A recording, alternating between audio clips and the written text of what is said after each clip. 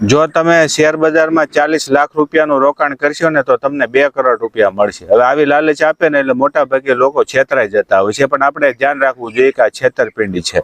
ગુજરાતના એક યુવક સાથે લગભગ 57 લાખ રૂપિયાની છેતરપિંડી થઈ છે। શરૂઆતમાં એ 3.5 લાખ રૂપિયાનું રોકાણ કરે છે અને તો એ એપ્લિકેશનની અંદર વિચાર કરો કે 1 કરોડ રૂપિયા જેટલી નફો બતાવે છે। એટલે આ યુવકને એ સમયે પત્નીને કેન્સર હોવાની જાણ થાય છે, એટલે પૈસાની જરૂર હોય સારવારના નામે, એટલે લગભગ 57 લાખ રૂપિયા જેટલું રોકાણ કરી નાખે છે અને નફો તો 2 કરોડ ઉપર બતાવે છે। એટલે આ યુવકને એમ થઈ જાય છે કે વાહ, મારે જે પત્નીના સારવારમાં પૈસાની જે જરૂર છે ને એ ઘટશે નહીં। ખબર નથી હોતી કે આ લોકો માત્ર ને માત્ર ફ્રોડ કરવાવાળા હોય છે।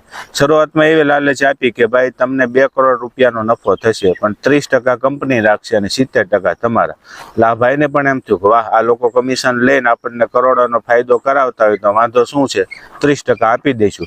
પણ એ યુવક ભૂલી જાય છે પૈસાની જરૂરિયાતમાં, મજબૂરીમાં કે કોઈ પણ રીતે કે આ લોકો માત્ર તમારી સાથે છેતરપિંડી કરવા માટે હોય છે।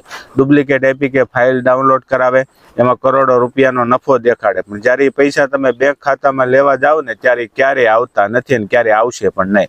માટે જે લોકો સોશિયલ મીડિયાની રીલ્સ જોઈને, કોકના ટેલિગ્રામ ચેનલ જોઈને જો આવી રીતે છેતરપિંડીમાં સામેલ થતા હોય ને તો ખાસ ધ્યાન રાખજો। તમે જે પણ પૈસા ભેગા કર્યા છે ને એ બધા આ લોકો ઉપાડી લેશે, પછી એમને ક્યારે કોન્ટેક્ટ થશે નહીં। માટે ખૂબ જ વિડીયો શેર કરજો જેથી કરીને બીજા લોકો પણ છેતરપિંડી થતા બચી જાય।